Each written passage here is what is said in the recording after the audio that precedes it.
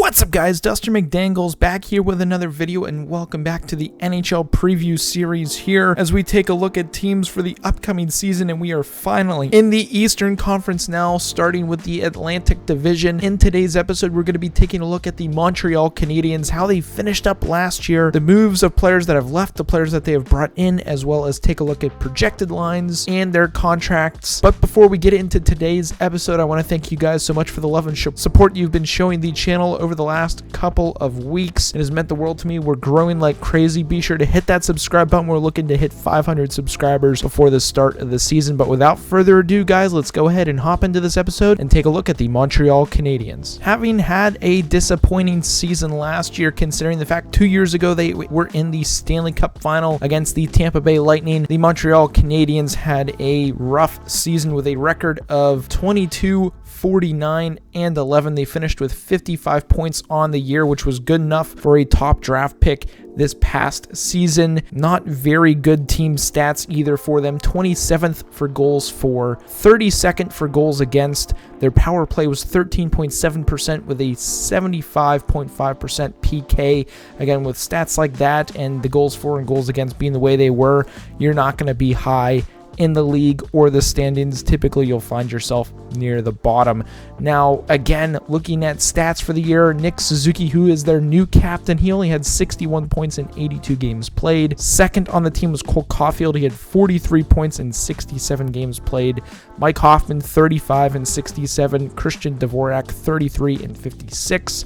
And then Josh Anderson had 32 in 69 games played. When you have team stats like that, I don't care who you are, your club's not going to do very good, and they did not. I expect another season like that coming up, but it's more a development season, get the young guys more experience, and hopefully not do as bad or do as bad, and you have another lottery chance with that coming up. But let's go ahead and take a look at the players that have left the squad. We'll take a look at the players that have been brought in, and then we'll continue on with this episode. When it comes to the players that have left and have been brought in, definitely going to be some change on the back end as they have lost Alexander Romanov as well as Jeff Petrie on the back end. That's going to be interesting to see, especially with the players that they have brought in to replace them. But they've also lost on the front end Ryan Poehling and Cedric Paquette. Those are the only losses for the Canadiens. Players that they have brought in, they've brought in the likes of Mike Matheson from the Pittsburgh Penguins, Evgeny Dadanov from the Vegas Golden Knights. They also brought in Sean Monahan, a solid centerman from the Calgary Flames, and then they've also brought in a depth player, Mitchell Stevens, to the lineup. And those are the only changes both in and out for the Canadiens. Now on your screen, we're going to be looking right now at the projected lines brought to you by Puckpedia. Again, some of these are pretty decent, some of these are usually a little off. And I also forgot to add, they also brought in Kirby Dach. I forgot about him coming into the squad. That is a huge upgrade for them down the middle. They've got pretty much three solid centermen down the middle of the ice. Top line, and again, all of these lines could be subject to change, but Caulfield, Suzuki, and Hoffman, pretty solid stuff there. Drouin, Dvorak, and Anderson on the second line. I think that's honestly a very solid second line in the NHL, and you could really interchange Drouin and Hoffman around. Third line, Dadanov, Dach, and Gallagher.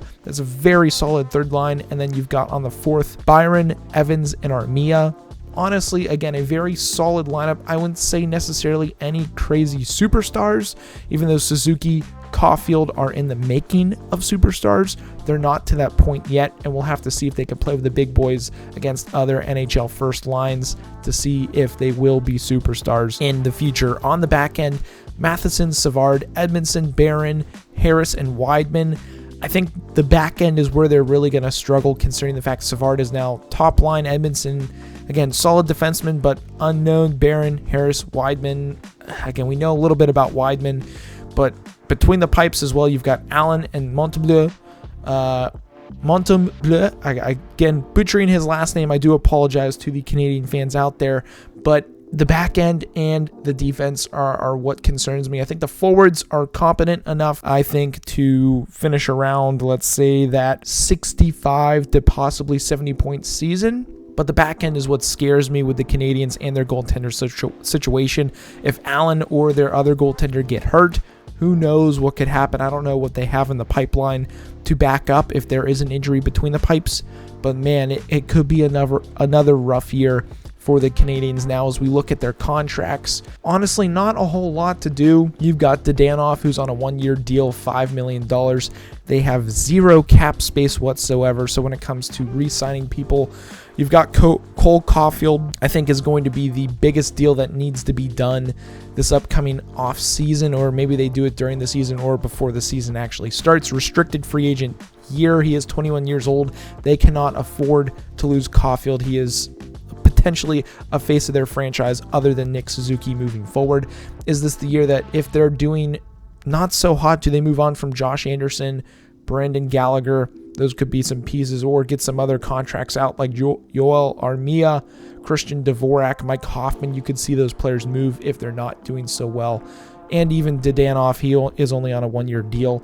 On the back end, no names of note when it comes to contracts. And then goaltending, you've got Jake Allen. He's on a 1-year deal. He is 32 years old, and it'll be interesting to see what they do there with no Carey Price, and who knows if he will ever come back and play. Hopefully, maybe one day he does, but the odds of that are very, very slim. Overall, for the team this year, I fully expect them to have a similar year to last year. Again, I hope that it's not as bad of a year as last year. I want to see them compete a little bit more. I think those young players with another year under their belt could do them some good.